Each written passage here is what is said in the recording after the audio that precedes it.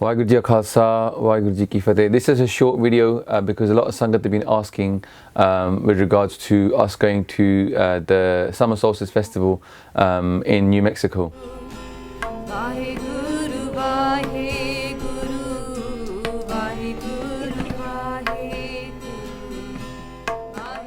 Now obviously that festival is held by the 3HO community, and the reason we went there is very simple. They invited us. They called us over to come and talk about Sikhi. Now this is not the first time we've been to a 3HO festival. 4 years ago I went to a festival here in the UK, the Kundalini Yoga Festival, and they have a Gurdwara there, and they're talking in the Gurdwara about the Mool Mantar. That's online, you can see that on the side. 2 years ago I went to the Kundalini Yoga Festival here in UK, I taught there. Last year the Singhs went to the Kundalini Yoga Festival in Europe. I went and did street prachar there, they weren't teaching, I didn't go. And this year again I went to Yoga Festival in London and I taught there. And also this year when I went to Moscow, I went to the Gurdwara there that was run by the 3HO community and they talked there as well. So we've been going and doing talks to the 3HO community for a while, and it's never been a problem. The problem that's come up now is that somebody called Gursant Singh from America has made a video. Now this video isn't really responding to Gursant Singh, but I'm going to address some of the points that he raised because I just want to clarify that yes, in a way the Sangat has a view to ask, has a right to ask us some questions, but also some of the points that he's raising, they're beyond the remit of what each person has to reply to, and I'll go into that in a second. Now before I start, I want to make a point. Last week I went to a church and did a talk. Many times I've been to interfaith events and done talks about Sikhi, and that really is our remit. We're here to spread Guru's wisdom, and we take part in different events organised by different people across the world, where we go and talk about Sikhi. And again at the summer solstice, that's what they had. They had a tent for the Sikh Dharam, Sikh Dharma tent, and we taught in there. And also there was a Gurdwara event, and I did a bit of katha there about the Lama. Now imagine if somebody said to me, oh, you go to a church and do a talk, that means you're supporting Christianity. Oh, Christians are converting people in Punjab, that means you're supporting Christians converting people in Punjab. That's probably a bit of a jump, yeah? But this is not that much different, because what Gursant Singh has done in this video is taken all the stuff that is happening at the festival and then asked me, why do you support this and do you condemn this? And then he said, well, I have a right to ask you, do you support it or condemn it? The thing is Maharaj is telling us something quite different in Bani. Maharaj is saying that, you know what, sometimes it's better not to condemn or to criticize something where you can't make a change. So yes, I went to the summer solstice, but that doesn't mean that I support the entire festival. The festival is a yoga festival, and when they do yoga, okay, I don't do yoga. You can see from me sitting on the stage, I find it hard to even sit in chonkri for too long. I don't do yoga, so I'm not supporting, or am I there to criticize what they're doing? My job was to teach about Gurbani at the Sikh Dharam tent. Now, just like when I go to a church, like you can see video, I went last week to a church, and in there's people sitting, heads uncovered, shoes on, and they're talking about God. That doesn't mean that I believe that you can go to a Gurdwara with your shoes on and your head uncovered. In a certain place, there's certain rules and there's certain customs of that place. And when we go there to teach about Sikhi, we'll go there and we'll try and work with those customs. Okay, and we have to, all of us prachariks have to make up our own mind about what we allow in our presence. Yeah. When I was there at the 3HO festival, some of the things that Gursant put in the video never happened. So there was no dancing while I was there, yeah. And if you say, well, it happened after you left, that's like saying, well, you can't do katha at a Punjabi wedding, because after a wedding, at the Anand of somebody who's more Punjabi than they are Amritari Gursikh, because they might then go to a party hall afterwards, and they might meet, they might be sharab, they might be dancing there. But earlier in the day, I was there doing katha, and that's wrong. So I don't think that would actually help what we're trying to do. We're trying to reach out to the vast majority of people that don't know much about Sikhi. And if we go there with a whole bunch of rules and prescriptions, say you must follow all these rules before we come and do talks to you, then we're not going to be able to achieve what we're trying to achieve at the moment. My benti to everybody watching is that when you see the video that he's made, okay, with people dancing to Gurbani, people bowing down to statues, yeah, that wasn't happening when I was there. Okay, so if one person matha takes to statue, or there's a lot of people dancing, that doesn't mean, right, that everybody who attend that festival is condoning that. Okay, that that jump of condoning is kind of like saying the same thing I said earlier, that I'm condoning people dancing and drinking meat and having sharab, or sitting in a holy place with their shoes on and their heads uncovered, just because I went to a place where that was what was going on. We go there to spread Gurbani. Now, he's also raised the point about money, and I'll address that point. The money that was given to us was said to by them to cover our costs, and to be honest, it didn't really cover all of our costs, but we went anyway, because like we've said from the very beginning, we don't put a price on prachar. Okay, the Sangat gives us their support to go and do prachar, but we never ever put a price upon it. So that's why when I went there, I didn't say to them, this is how much my ticket costs and this is how much money I want on top for each talk, and it was up to them. Many people do operate in that way, but we don't. So whether it was about money, no, we didn't go there for the money. The other point Gursant Singh raised is about Kachi Bani. Sangat ji, even on the page that says Kundalini Yoga is not part of Sikhism, on that page you see a bunch of videos shared by Gyani Gursant Singh ji, Ludhiana wale. Really amazing Kathawachik. I would do a benti to everyone to go and listen to their Katha in Anand Sahib about what Kachi Bani really is. We've explained that same thing in English in our Anand Sahib Katha. Go to the Pauri about Kachi Bani and you see that, because really Kachi Bani does not mean somebody taking Bani and putting it in different configurations as what Gursant Singh is claiming there. Kachi Bani refers to when we actually are reading Bani but are not concentrating, and that Bani, like a fruit which isn't fully ripe, it goes kacha rather than pakka, and we don't get the full benefit of that Bani because our mind is not concentrating but our mouth is reading out the Bani.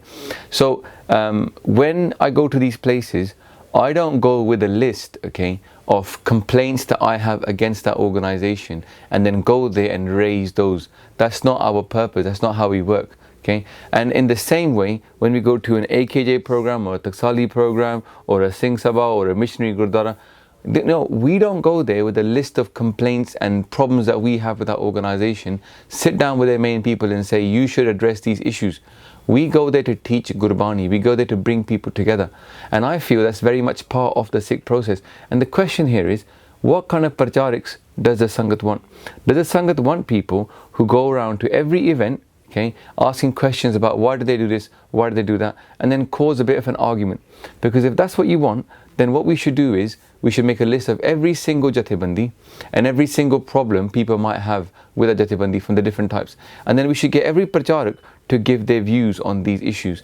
And then what will happen is a massive argument in the Panth, because everybody's views on each person will become visible, okay? And then everybody will say, oh, you think that's wrong, you think that's wrong, you think that's wrong about us. And then what will happen is we'll have a big argument. Okay?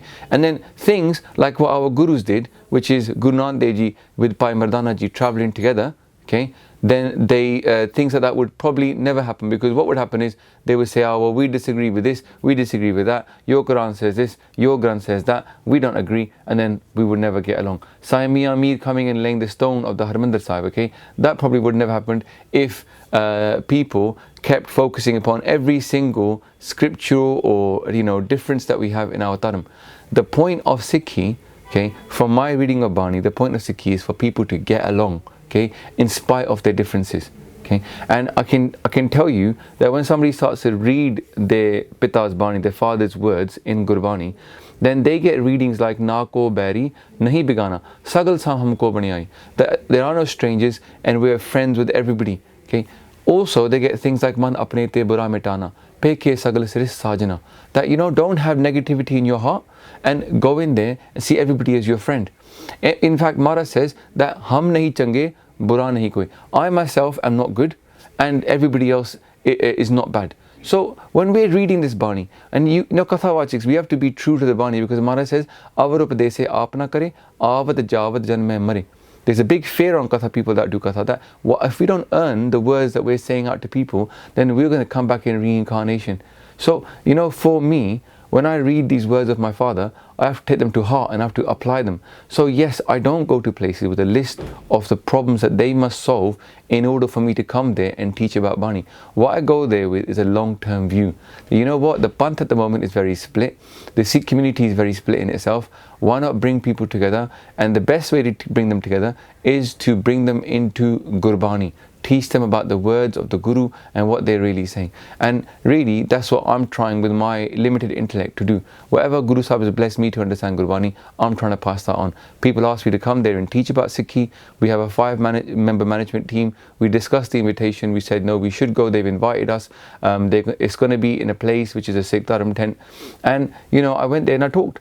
And Satsang, obviously, whenever I do any kind of talk, okay, we normally put it online.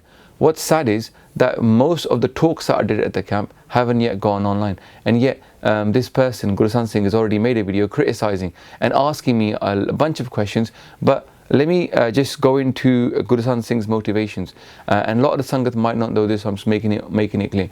Gursant Singh, he, in this video that he's put up and asked us questions, he's being very polite. He's saying, you are an expert in the sacred matter. I've never claimed to be an expert, but yes, we do have a katha on it explaining what goes on. He's also trying to use words like Jagraj Singh ji and being very polite.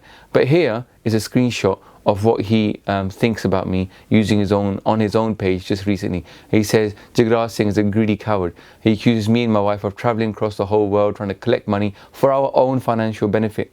And this is what actually Gursant Singh thinks about me. Now, I'm not going to defend myself. I am actually quite a greedy, lustful, angry, proud, and, you know, attached person. So I've got all the demerits and none of the merits that Guru Sahib is telling us to have. So I'm not going to defend myself, even the cowardice part.